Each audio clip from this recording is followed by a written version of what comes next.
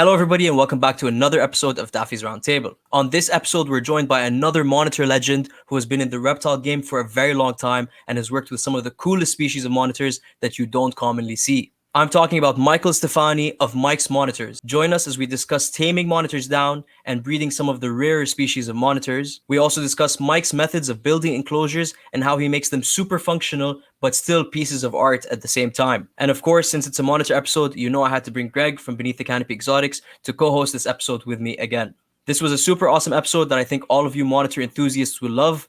But before we dive into it, allow me to thank Exo Terra for sponsoring this podcast and making this episode possible. Exo Terra makes quality products for our pet reptiles to make them feel at home. Okay, without further ado, everybody please help me welcome Mike of Mike's Monitors. Mike, hello. Hey, how y'all doing? Good, how are you? Good. Mike Stefani, Mike's Monitors here. Thank you for coming on. We are super excited to do this. We were both Greg watches your stream frequently. I'm not familiar with monitor stuff, so today I took a deep dive on your channel. I listened to a bunch of stuff. I watched a bunch of stuff. So now I have a bunch of questions for you. But yes, we're super excited to have you on. Thank you very much. Oh, you're welcome. Thanks for having me, guys. For sure. Why don't we start from the top? How did you get into reptile keeping? And maybe give us a quick rundown of the story. Well, I've been, just like everybody else. You start liking dinosaurs when you're a little kid and rubber, lions, and then as you're growing up, you start playing with the ants and little bugs in the mud puddles and catching whatever's in your backyard. Then you kind of move out to the ponds and the railroad tracks in your area. You do snake hunting. So that was me. Since I was a kid, I was just whatever, playing with an ant, a butterfly, a moth, whatever it was. So when I was 5 years old, my mom gave me a box turtle, Triungus, for my 5th birthday. And awesome. Literally since my 5th birthday, I've had some kind of creepy, crawly reptile, amphibian, fish, bird, something. Yeah, that's cool. Awesome. Yeah. So when did the monitors start? Well, I started when I hit my my middle to late teens, early 20s.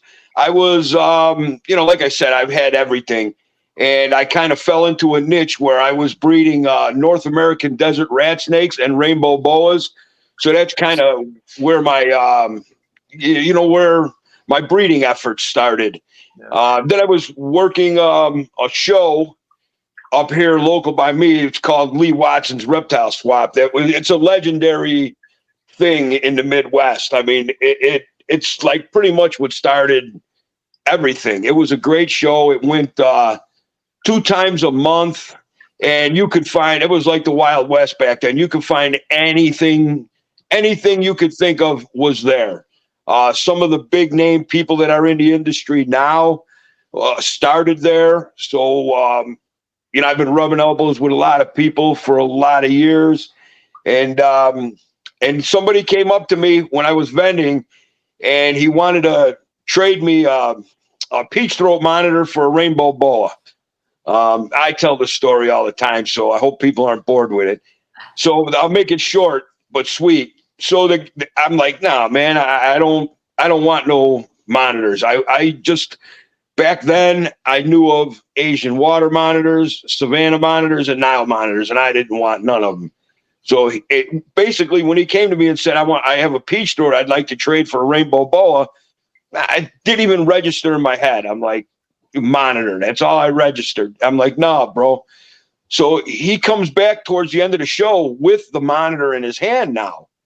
And man, when I laid eyes on that peach throat monitor, I was like, you gotta be kidding me. What is that? And he told me, and I gladly traded the rainbow boa for that animal, bring it home, set it up the way I always go with naturalistic type setups. So I set it up in a real naturalistic setup, and it wasn't but a few, if I remember correctly, it wasn't like by 2 months, my snakes were gone and my house started filling up with monitors.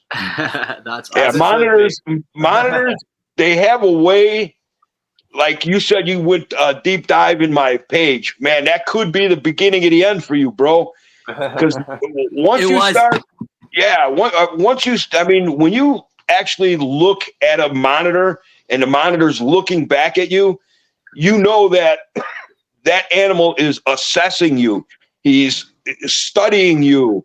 And it's just incredible to see. And it's just a smart, intelligent, thinking animal, high metabolism. They're great. I love them.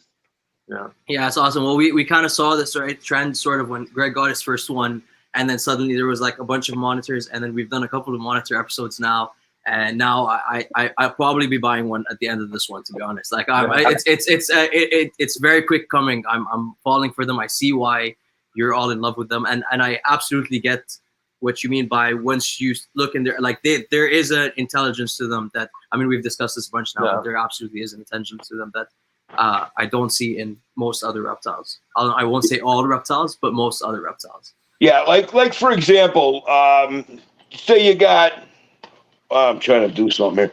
Say you got, and don't get me wrong, I love snakes too. But like, for example, any boas, like boas and pythons that they eat, they go in their little spot and they digest their food. They're perfectly comfortable. For the ones that are ambush predators, they'll just go in one spot and wait in ambush. You with snakes, you could tap on the glass. If you stop tapping on the glass, it takes a lot to break their concentration, so to speak. A monitor lizard, if you come in the room quietly and you fart, they immediately they're like, they know you're there. They want to know what you're doing. They want to see what you're doing.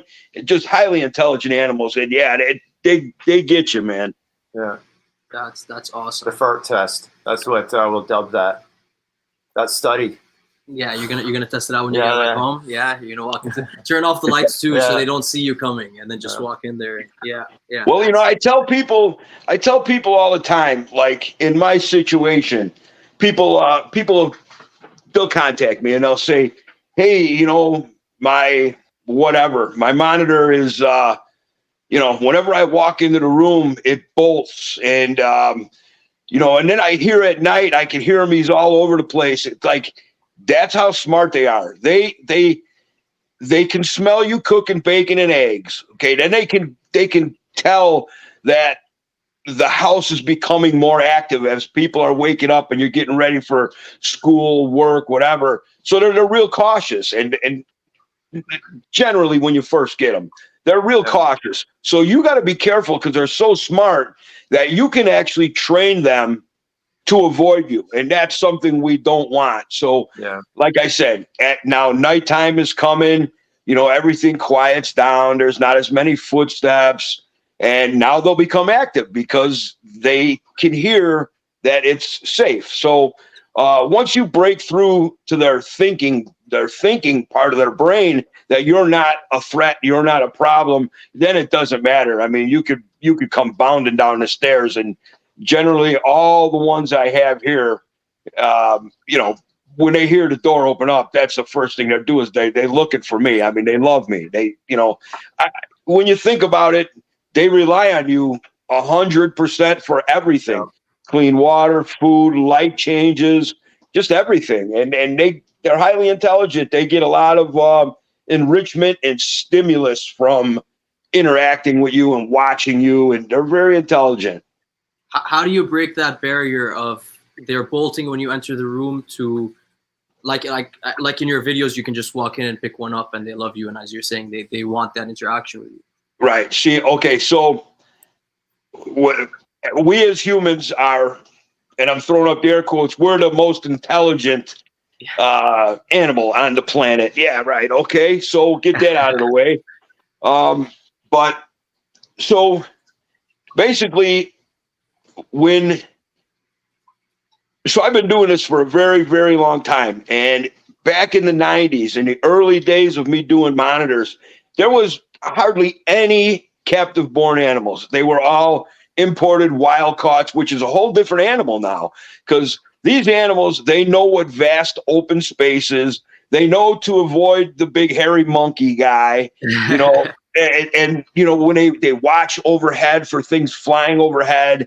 So when you learn all this stuff of what triggers them and you know what they're alerted to, what they're looking for, and you can bring that all into control for them.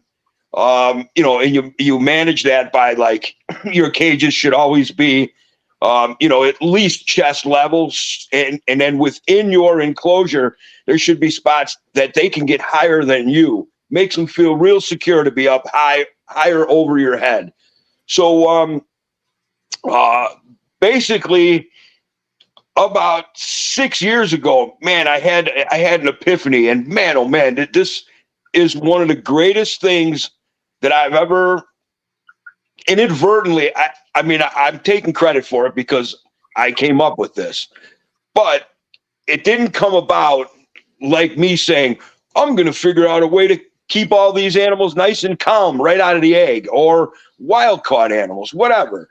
So when I still breed Mertens monitors, and at one point I had, you know, I've hatched over 250 of them, and I'd had 50 hatchlings at one time. So, you know, I needed to come up with a way to house these animals that was very easy to clean, and it was really unintrusive to them. So what I did was I came up with a 40 breeder Exo Terra, and I drilled a hole in the bottom, and I put a bulkhead with a valve, and then I put about 1.5 inches, 2 inches of water in there, and one cork bark that goes from one end to the other. And then I took a 1.5 inch hole saw, and I made that log look like Swiss cheese. So, and basically so that was all for ease of maintenance. And then as I'm working with this group of animals that are in this enclosure, I'm like, man, these things are unbelievable. They love me. They come right to me. And this is literally, you know, 3-4 days after they hatched and I put them in this enclosure. I noticed, you know, that they would come up to me. When I would come into the room, they'd swim to the front of the glass. I'd open the doors and they'd be like little puppy dogs trying to jump out at me. And then the other cage, the normal type cage that most people raise up their animals in, which is, you know, the typical substrate on the bottom with a hide, you know, a water bowl, a couple branches, and plants. Okay. What I've learned is that setup, those animals, after a couple of months of me, you know, trying to be real quiet, going in there with the tongs and hand feed them, trying to get them socialized or tolerant of my presence, I was like, man, these ones here after 2 weeks are like puppy dogs, and these ones here are still scared and nervous. And so that's when I had my epiphany. I'm like, okay, I get it. Now, not all monitors, but I do have what I call the Mike's Monitors Socialization caging system. And I have a wild caught version of it. I have a captive born animal version of it. And then I have a dry scrub type animal, you know, like the Australian outback audatrias, you know, stuff like that doesn't do well with a lot of water. So all the water monitors, mangrove monitors, peach throat monitors, Mertens monitors, any of them, when you keep them like, and I'll show you these setups right behind me. When you keep them like this, what I've discovered is their first line of defense is the water. And you know, it's crazy as that sounds. When they jump into that crystal clear water and they hit the bottom and they just lay there, they feel totally secure. They don't think you can see them. So they are very intelligent, but then again, they're, you know, I mean, they have their instincts tell them to jump in the water. Okay. So little do they know that we keep them in crystal clear water, you know. So along with the water on the bottom, if you have the cork tube with all the Swiss cheese holes in it, they feel real secure because they're in something tight, yet you can pass food through them. through the little holes. They can see you all the time in the holes. They can never get real good deep hiding like in that normal type setup. So what happens is when in the normal type setup with the substrate on the bottom and all that stuff, when they hear you coming, the first thing they do is they bolt, behind a corner or behind a plant under the water dish. 90% of the time it's under the water dish. So I realized that the water on the bottom, they'll literally sit there. And when you approach the cage, when you get to a point where they don't feel secure anymore, they'll either tuck into the log where you can still see them, or they just jump into the water. And that is enough security for them to feel safe. So from there, you work slowly and quietly. You don't come down here like a chooch like me, yelling and screaming like this. And I'm sorry, I'm just a loud guy. But yeah, as long as you approach them, and a lot of something that a lot of people don't know, and I learned this when I was a little kid. My grandparents used to take me to Florida every year, and I was like I was like the jungle boy, man. I'd chase them little nolies, I'd never catch them. Then one day, I'm standing there, and my grandma goes, "There's one on the rock." So instead of turning my head, because every time you turn your head and you give eye contact to a lizard like that, it's gone. So if you just, with your peripheral, keep looking straight ahead, but out of the corner of your eyes, you can see that animal. Man, that sucker, he'll sit there until you're almost on top of him. So as long as you're not looking directly at him, you're looking at him through the peripheral vision, you can get pretty close to him. So I would get pretty close, and then I'd take a running shot, and it was never good enough. But because they're fast. But I would get close enough to where I said, man, if I had a stick with a hangman's noose on it, I'd get him. So I went into the motel room, and I took the curtain rod, that you turn, and it opens and closes the drapes.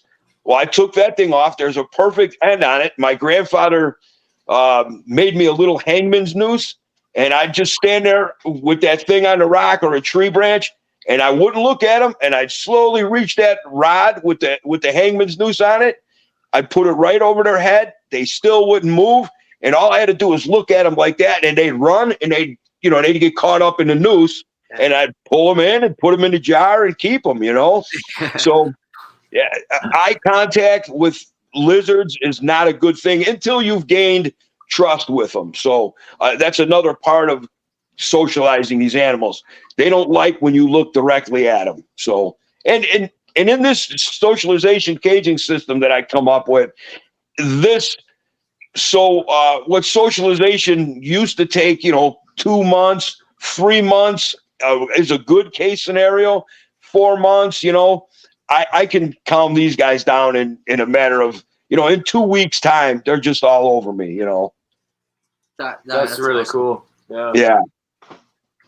So basically what you're saying is because they're always in view of you, and because they can always see you, and because you can always see them, it breaks that fear a little bit faster. Right. And yet they're not nervous because they think feeling they're in safe. Deep cover. You know what I'm saying? And then if that doesn't work, they jump into the water and they think they're good.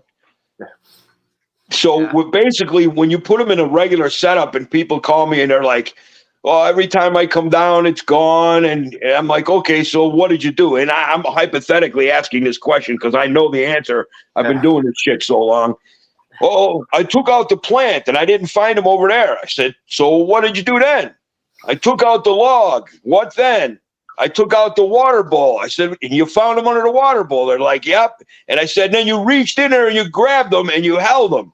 "Yeah." I'm like, you just taught him that no matter where he goes in his safety of his enclosure, that the giant monkey can go in there and pull him out of wherever he's at any time. You're reinforcing his fears, not his sense of security.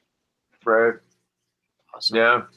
Oh, that's really cool. Yeah. I've had a similar discussion dealing with some people that were asking me some questions about trying to tame down some of their younger monitors, and it was always like they've really heavy decoration, tons of hiding places, and a similar kind of conversation goes on where it's like, pull some of that back a little bit. You see, here's the thing. I'll never crack on people because to me, that's great. I love when people go above and beyond for their animals and give them a naturalistic setup and deck it all out. However, the problem is that will work against you if you start them off in enclosures like this. Once, and I tell people this, once he becomes used to you and he'll come swim up on your hand, you can put him in your backyard. And when you come out there, he's going to come running to you. Yeah. So I'm definitely into naturalistic enclosures. However, once they become socialized, you can do that because, like you said, a really nice decked out setup could work backwards for you. Actually, that makes sense. And so then, in your opinion, you think monitors are smart enough to remember things over a period of time?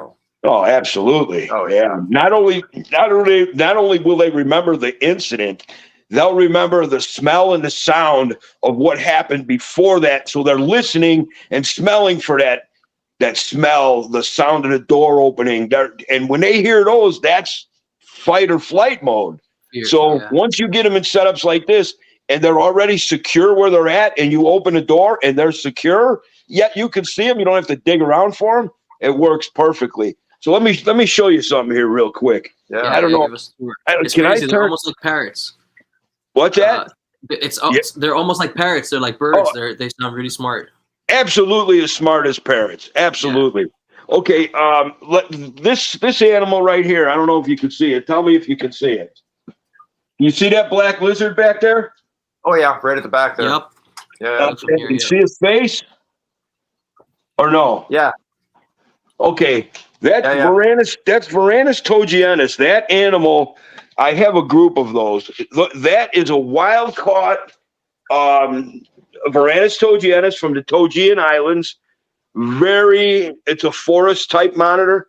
Very nervous, weary, and there's a lot of monitors you'll get fight or flight. Togienus, they don't flight and they're willing to fight. So it could be a very dangerous animal. So when I got this group, I got it from a friend of mine, and I'm like, man, why would you want to get rid of those things? I've loved them since, back in the 90s, they were known from one picture in a book. And I've had a hard-on for them ever since. And finally, 2 years ago, this group became available to me, and I scooped them up. So when they first came in, I refused them because they're rough. They're wild caught animals. I got a bunch of captive born stuff down here. I didn't want to bring it in. I didn't want to put into work. Just put it that way. So my friend, he got them. And about a year later, I talked to this guy all the time. We were chit-chatting, and he goes, I got these Togies. I can't stand them. I'm like, what? He goes, yeah, I got the Togies from John. And I'm like, you got those Togies? He goes, yeah, and I hate them. I'm like, well, what do you mean you hate them? He goes, man, I can hear when I come to the room and I put my hand on the doorknob, I can hear these things just bashing off of the glass. Boom, boom, boom. Just crazy schizo. And then when you confront them, they puff their head up like a big diamond and they're blowing at you. They're like, it's on. Come on in here. And trust me, when they bluffing you it's not even a bluff because they'll mess you up.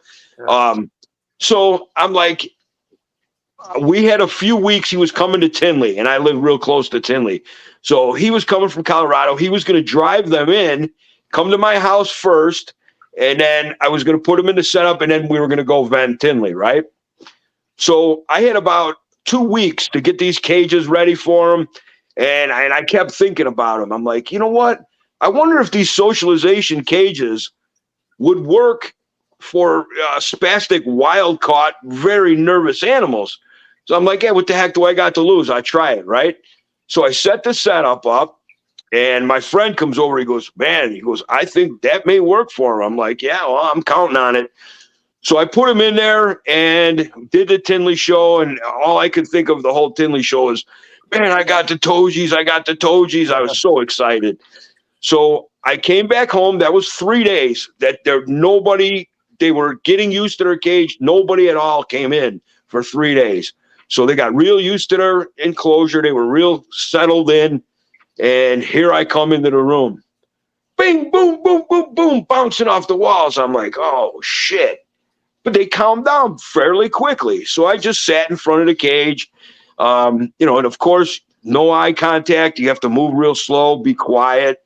So I know they're hungry. They haven't eaten in 3 days. So I thaw out some birds, and I go into the one enclosure, and they jump down in the water. Number one, they're black animals, and my tubs are black. So you really cannot, if it wasn't for those white rings on their nose, you couldn't see them down in the dark tub.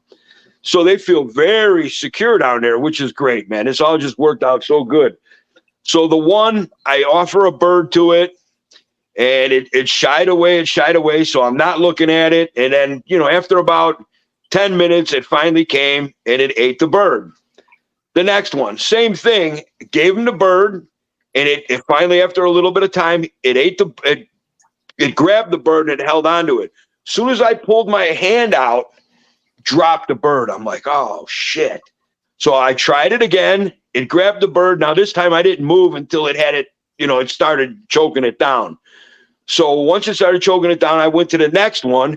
And like I said, within the first time trying to feed them, they relaxed enough to eat from the tongs, which these guys said, he said when he walked into the room, it was just mass chaos, and he'd never see them because he had them in a really nice setup. And that's why these cages work so well. So I don't know how long I've had them now. I don't know. Well, let's see. Yeah, over a year. We'll call it, over a year. So I've had these over a year now. All of my males will come right out onto my arms, and it's actually scary because they are not afraid of me, and I'm not really afraid of them, but I don't trust them because they have some really wicked dentition, and they could mess you up. Like, it definitely ruin your day. You'd be in the ER with emergency room stitches and maybe nerve damage. If you're lucky, you wouldn't lose no tendon. So they could be pretty vicious, but I'm working on these. Never been bred in captivity, so I'm working on captive producing these for 2 reasons. They'll be much easier to tame down, and to alleviate some of the wild collecting that they do for the pet trade. I mean, they're still going to do what they do for leather and meat, but for the pet trade, and they're great animals. They're beautiful, and they're just great animals, and I want to produce them. I want people to enjoy them as much as I do. Sorry, could you say real quick? Could you just say the species name again? That's Varanus togienus. Okay, cool. Okay, yeah. What's the size? How big do they get? Oh, I'm glad you said that. These, so, people are really interested, and everyone really likes black dragons. Mm-hmm. Black dragons get very, very large, 8 foot. People like, and that's okay because people get them as babies and they raise them up till they get so big, and then they start worrying about what they're going to do with it, which is one sad thing about, some of these animals. My sulfur water monitors too is another huge, huge animal, and I produce a lot of them. And I just wonder sometimes, are all these babies that I've been producing, are they living good? Are they having, are they, you know what I mean? And it kind of hurts me because, if they were smaller, they'd probably be around a little longer, but they get huge. And, I often wonder what happens to my babies. So these guys here, they max out at 4 foot. So like a medium-sized monitor, like a Mertens or a peach throat. And they're jet black. They have white zebra stripes on their belly and 2 white rings around the end of their snout. They're gorgeous. Yeah.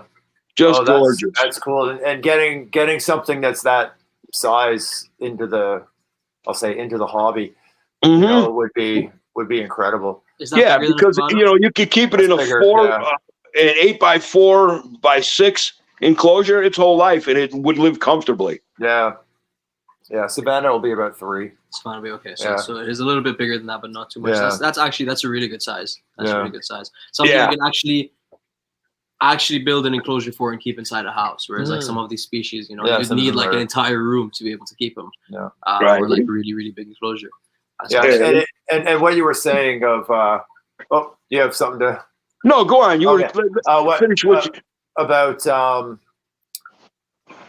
like thinking about what happens to the offspring of some of the bigger species. Yeah, up here in Canada, we don't have nearly as many species. Very rare. As the States.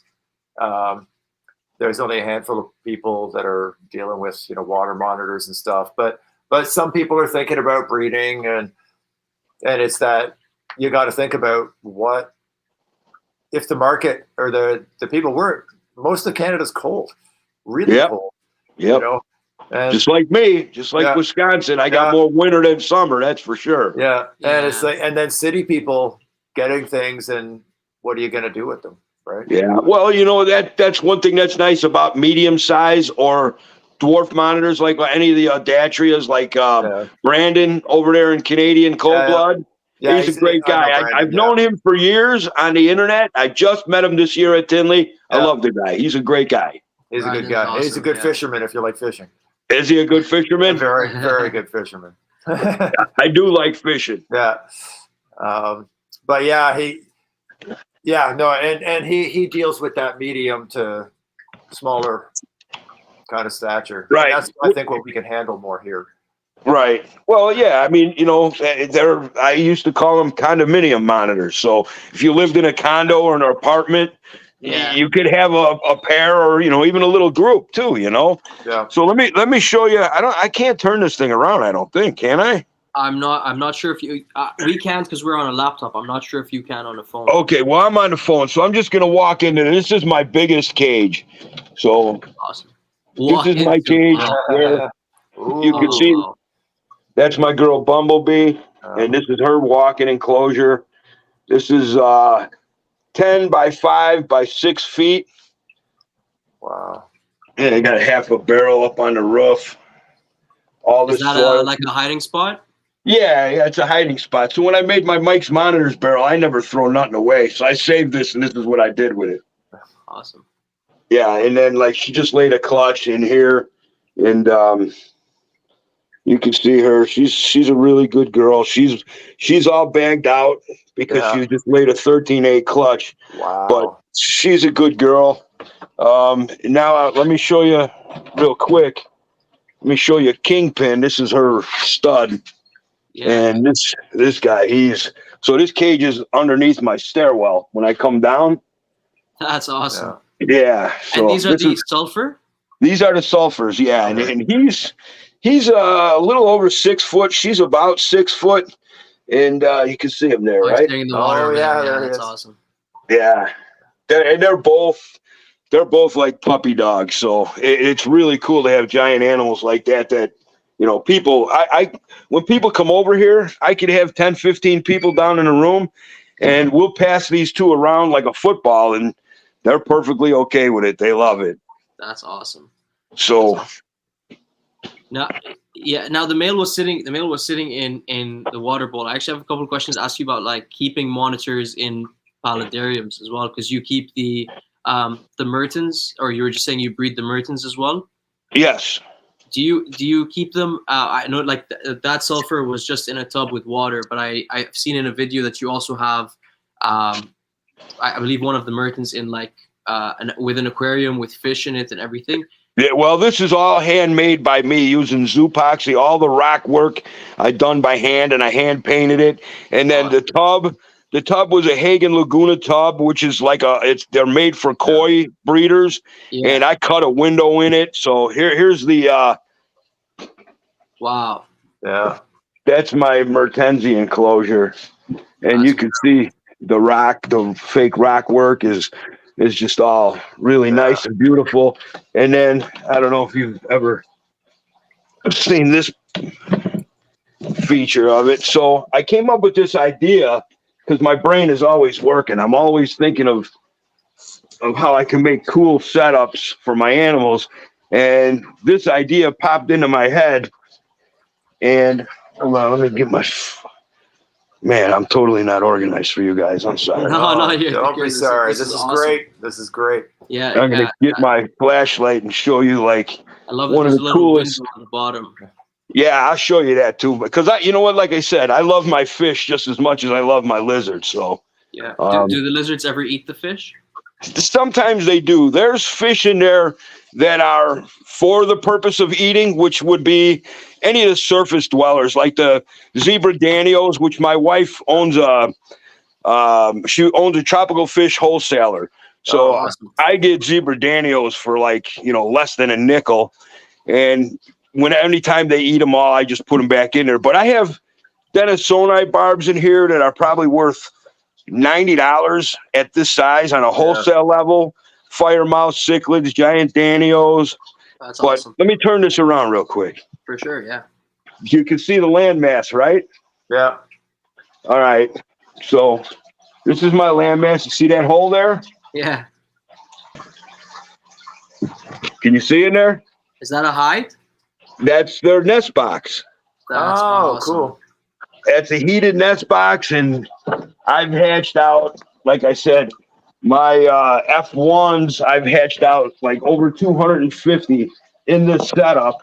So my F2s are in here right now getting ready to breed for me. So I'll be having some F2s available in 2024. That's awesome. Wow, that's very cool. And you mentioned heated nest blocks there. Do they will they not lay eggs if it's not heated, or is it just like a preference thing that you prefer to do? No, monitor lizards are very particular about their nesting. So you have to have their humidity right, their temperatures right, and on top of all that, if the nesting medium isn't up to their standard, they could go egg bound on you, and that's not good. Awesome. Okay. So there's a lot.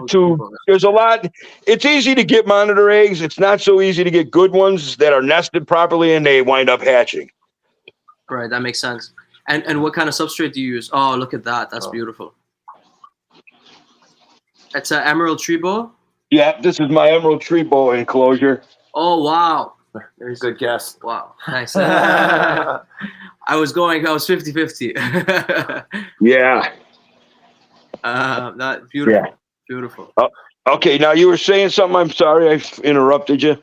Oh, I was just wondering because you said another important thing is like the substrate. If it's not the right substrate, they'll go egg bound on you. So what kind of substrate is it? More of a sandy based substrate, or are you? Yeah. So I guess it also depends on species. Yeah, it does. It does depend on the species, and I'm not trying to like toot my own horn or nothing, but in the early days, pioneering this stuff, we were all, guys like Brian Waterloo, John Dragna, myself, we were spitballing all this stuff. There was no information about it. Absolutely. So like there was whole, years and years of discussions on, what kind of substrate works good and, what works for you, what works for me. And so after all those years, hold on a second, what the hell's going on? So after all those years, we, everybody came up with their own different type of mixtures, and back then it was cypress mulch mixed with, potting soil mixed with sand. And, everybody used to argue about, I only use 30% sand and I used 80% sand. And that was all, a big to-do. And then, hold on a second. And then, after a while, when I got out of the hobby for a while, and I didn't get out for a while. I got out of like breeding. I have 8 kids, so I was raising a family. Right. And when I decided to get back into this, my third wife, okay, laugh about it. Come on. Nice. I'm a 3-time. Yeah. So you know what they say? That just means you won the race 3 times. Oh, there it is. Or I lost twice, finally won. Yeah.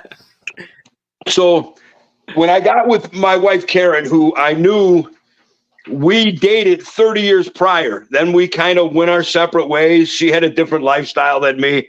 She was a very good girl, Hallmark, and I was a wild man, just tearing everything up. And she didn't want to have nothing to do with it. So we kind of went our separate ways. And then 30 years later, my mom, who loved Karen, my new wife, my third wife, my mom was in hospice. And Karen had, Facebook ain't good for one thing. That was me and her got hooked up.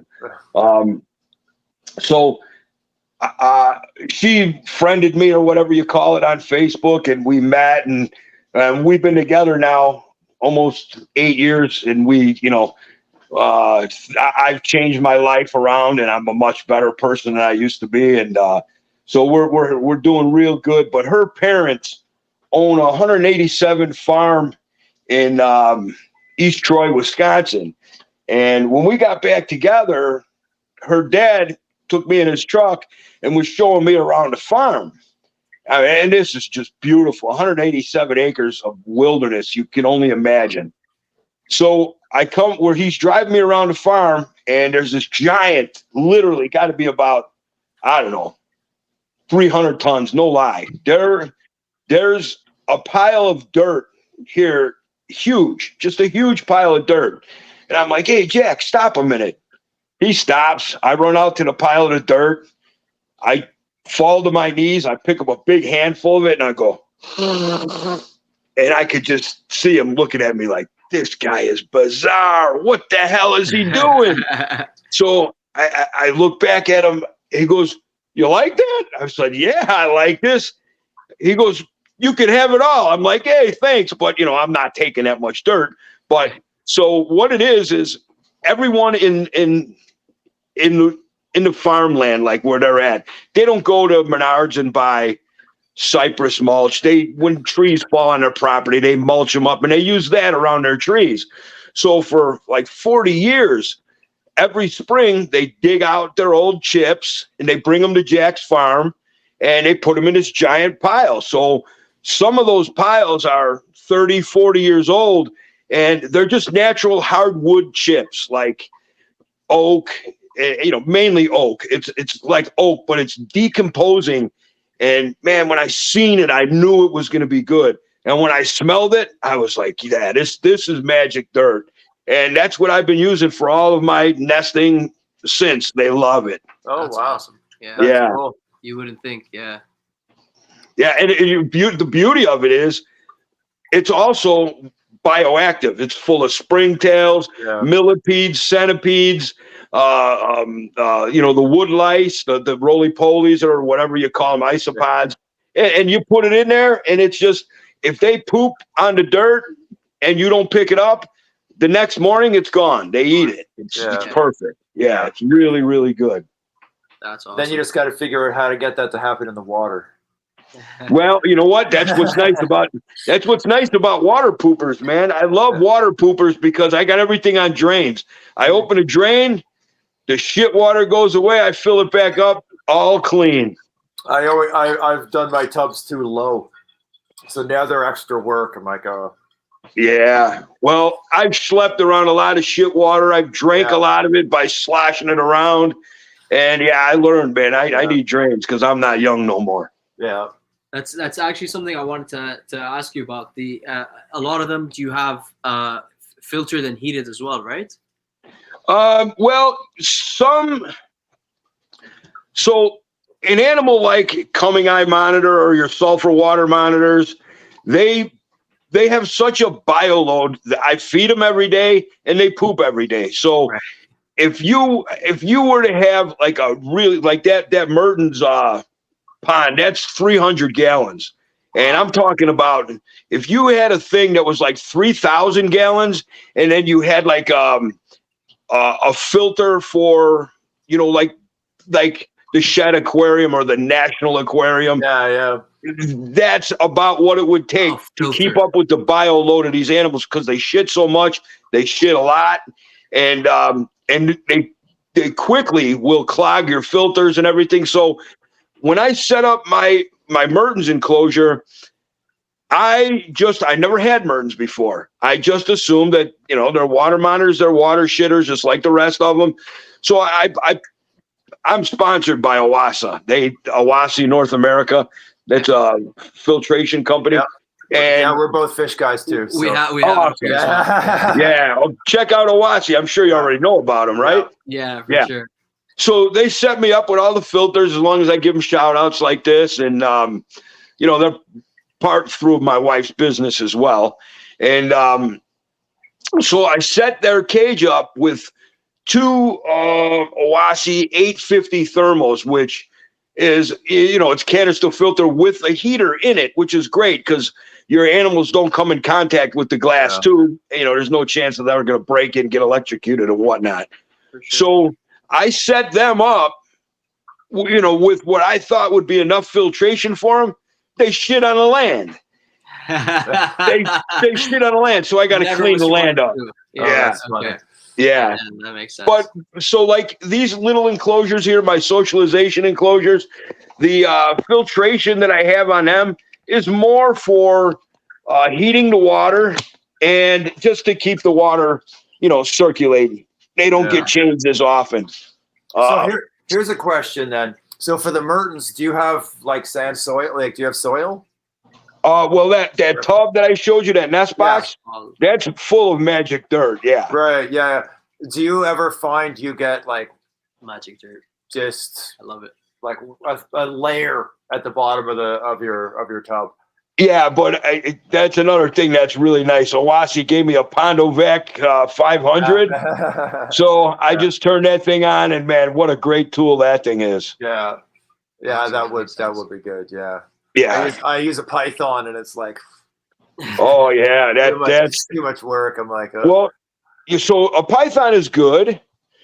A shop vac is better than a Python, except you got to slosh the water, you got to turn it off, you got to clean the filter. That's why I don't use it, because it's exactly. Yeah. So what's nice about the Owasi Pondovac, it has 2 pumps on it. So it has a vacuum that draws the water, and it has a pump within the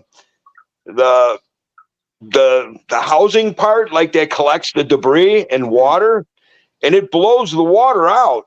So you don't have to empty the bucket. You just turn it on and plug and go. That's it. That's beautiful. Pretty cool. And then you just get rid of the debris. The debris gets stuck in a little bag, and then you unzip it, throw it in the garbage, and you're good. That's really cool. So like, I will have to remember that. Yeah, or hit me up anytime. I'll I don't hide no secrets. So I don't know if you could see the Owasi. Yes. Oh yeah, right there. Yeah. So this is my socialization caging system. Back there, this is much bigger because I have many more animals than just a few. So here you got the log with the holes in it. You can see them peering out at you. Yeah. And then the water for security. And then you see a few of these little guys here. I'm sitting here. Oh, God. I'm talking like an asshole, and they're just sitting there, not afraid or nothing. Really, really cool. Oh, that is so cool. Oh, there's one on that's awesome. Yeah. And then let me show you. I mean, I know we might be running out of time. I'm not sure. But we can go for as long as you feel like, man. As long as you're showing us cool stuff like this, keep going. So I just had a 13 egg clutch hatch, and I put 4 into this enclosure, but there's one way up there in the back, and it's hiding out. So what I want to do is I want to turn on my light, and we'll look at see how many are hatching out of this egg box. Hold on. And while you do that, let me ask you. You mentioned heated water as well, and do you think that in general, when we put water in our miskings or when we put water in anything, it's always like cold water. Do you think that that's a mistake and that we should all be using like heated water? Absolutely. Because what happens is when you use tepid or cold water, what you're doing is you're bringing down the ambient temperature in your enclosure. And if you're bringing down ambient temperatures in your enclosure, excuse me, and you spray directly on your animal, the animal's body temperature is coming down even faster than your ambient air temperatures. So it's really not good for them. A good, 78-degree mist is really what you should be shooting for. Awesome. That makes sense. Yeah.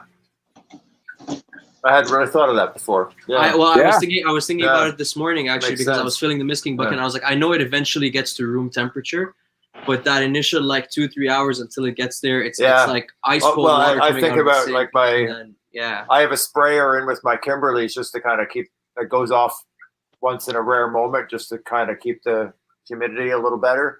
Right. And if I actually saw the male this morning when it went off, he actually ran over underneath the heat lamp. I was like, oh. Yeah, he probably, Makes sense. Yeah. All right, so let's see what we got going here. All right, baby hatching time. Our favorite time. We have one. We have one that's pipped, and well, we got a couple that are pipped, but none are out right now. So you'll be able to get to see some pipping. So I don't know. Can you see this egg here? Oh yeah. Can you see that hole in there?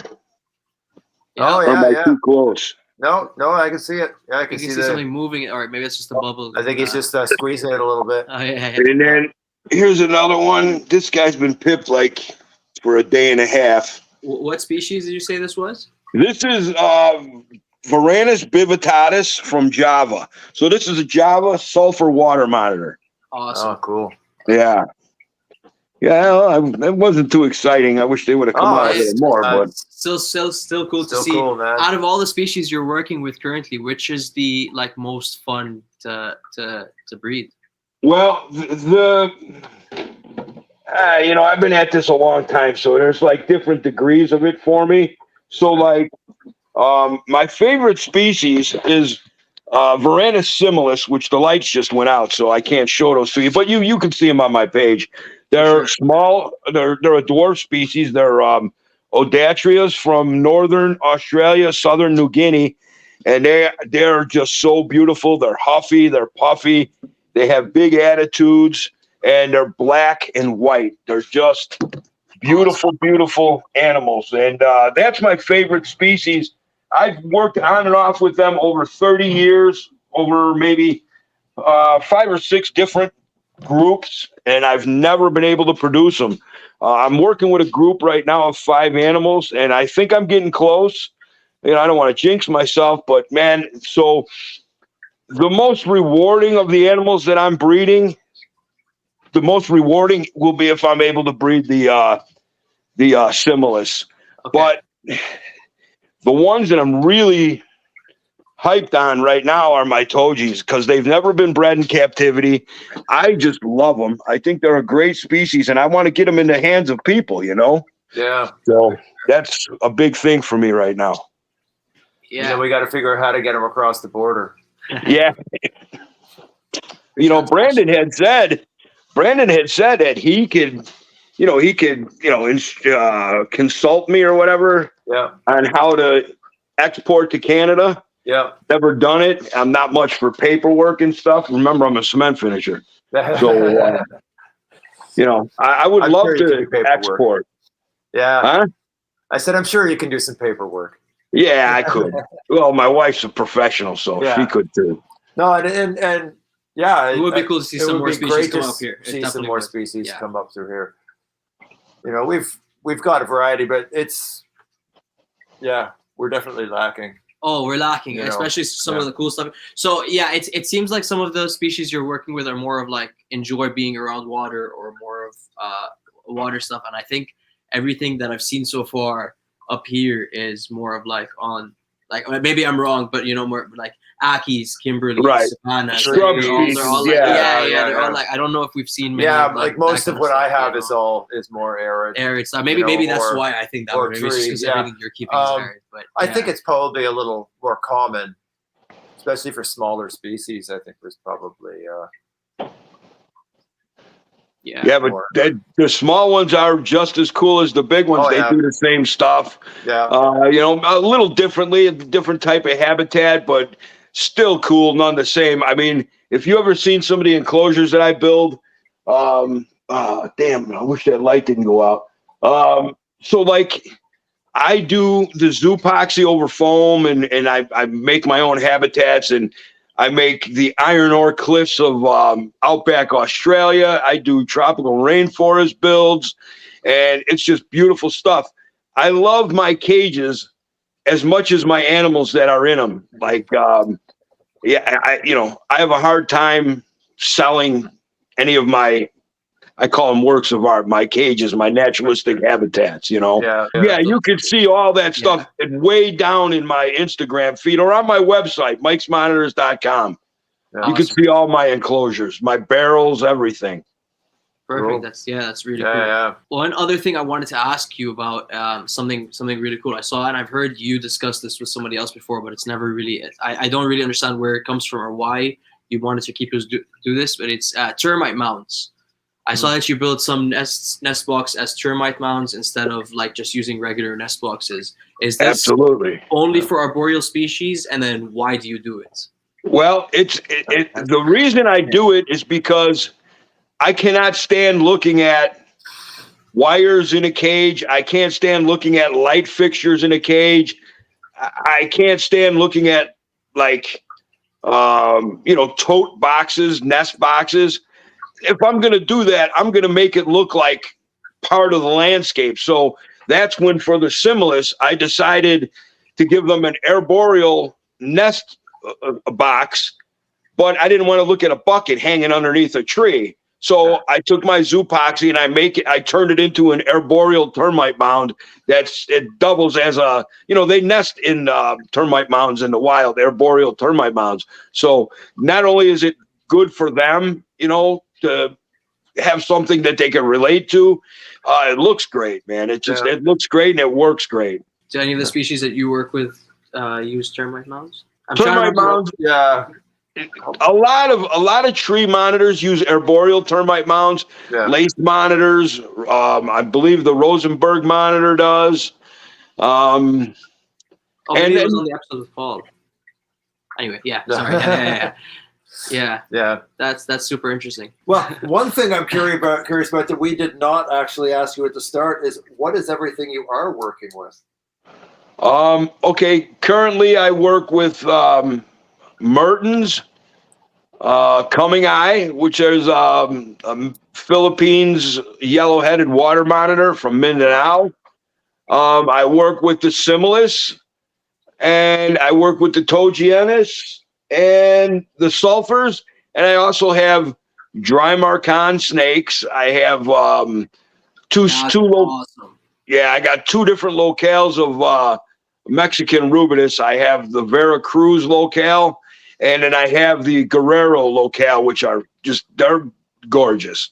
I have the emerald tree boas. I have a patternless female, a patternless male, and a pair of normals. I have anthill pythons. I have milk frogs. What else do I got out there? I got Okatee corn snakes, which I've loved since I was a kid. Yeah, and that's it. That seems like enough. Yeah, it's not a lot. It's just enough. It's never enough. Yeah, it's just enough. Yeah, it's just enough. Yeah, because I've been through this so often. I mean, I've had my cages so big where, and you just can't keep up with it. And monitors are an everyday duty. You gotta feed. Well, I feed them every day. I change their water every day. I'm changing light bulbs every day. There's always something to do down here on a daily basis. So the snakes are a nice little kind of a maintenance. See, now that's the thing with my my dry Marcon. Now I treat those like I do my monitors. I feed those 3 times a week, change their water often, and they're a really high metabolism animals. So I don't give them rodents. I give them eggs. I give them quail eggs. I give them birds. I give them fish. It's just stuff like that. And I'm always rotating their food, just like with the monitors. And basically, dry Marcon, in my opinion, are monitors without legs. That's they're a high metabolism species, very intelligent, and that's probably why I like them so much. Yeah, that's cool. Do you breed quail or anything or? Man, see, that's what I was talking about. I used to breed everything. I used to breed my own mice, rats, roaches. I had a roach business going. Oh, shoot. I can't remember the years, but I was breeding 9 different species of roaches. I was selling to Fear Factory. The Fear Factor, they'd take like 20,000 roaches like a month from me. Wow. So, yeah, I did real good with roaches. Yeah. Oh, that's pretty cool. Yeah, we're very limited up here with what we have as feeders. We're not allowed to bring in any insects that are leaf eaters or anything. So we only have like really one main kind of roach we can bring in. What's that? The discoid. Okay, you can bring in the discoids. Yeah. So which don't breed as well as the dubious. Well, I got a tip for you, man. Oranges? Keep them bastards hot. Yeah. Yeah, keep them up in the 90s, man. They'll breed like flies. Oh, really? Yeah. Hot, eh? Oh, well, Yeah, I will do that then. keep them hot, but you got to make sure they got a lot of water too when you're keeping them that hot. Yeah. How do you give them water?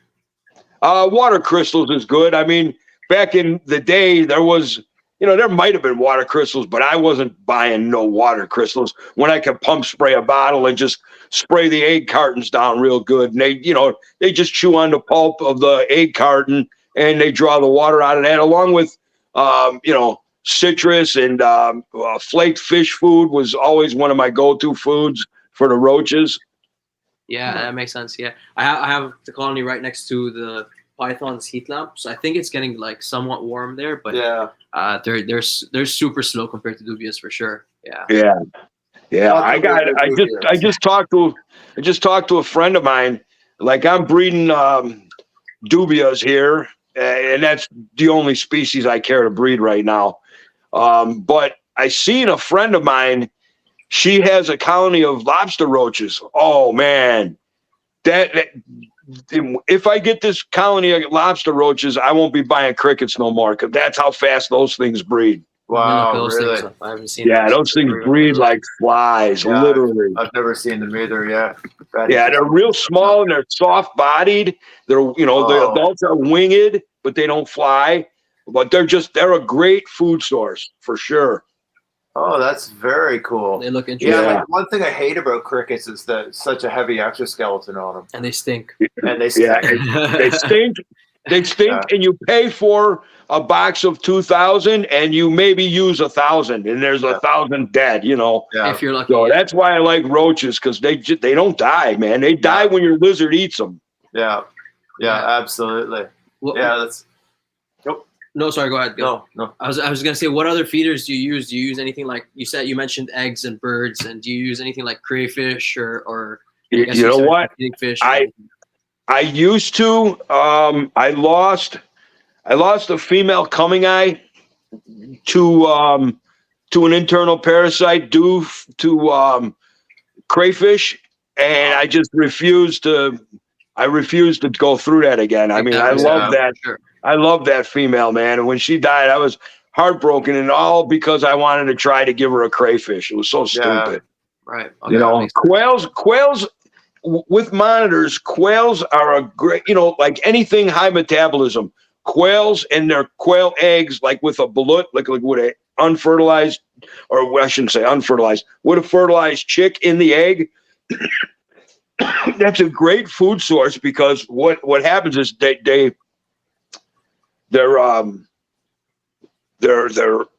high in like a yolk content. They're low in empty calories. So like rodents, there's a lot of heavy calories on that. It takes a high metabolism animal, which some like, boas, retics, stuff like that they're designed to break that down. These animals here, their metabolism is so high. If you give them a rat and it just sits lumped in their belly and they're lethargic for 2 days because they're so full. That's why I use birds. I feed birds every day. I feed bird eggs every day. I don't feed them till they're, satisfied. I just give them something to eat every day, a couple, 3 birds, 4 birds, females, I'll give 7, 8 birds because they turn that into egg production. But the thing that's nice about quails, like I said, it's easily broken down. It's not a burden on their system to, break it down to process all that meat. And they break it down, they shit it out the next day, you give them another one, boom, the cycle just keeps going. Yeah. That's super interesting. Yeah. Yeah, I do. I feed quail eggs. I have 3 little button quail, and they just spit out eggs like they're going out of style.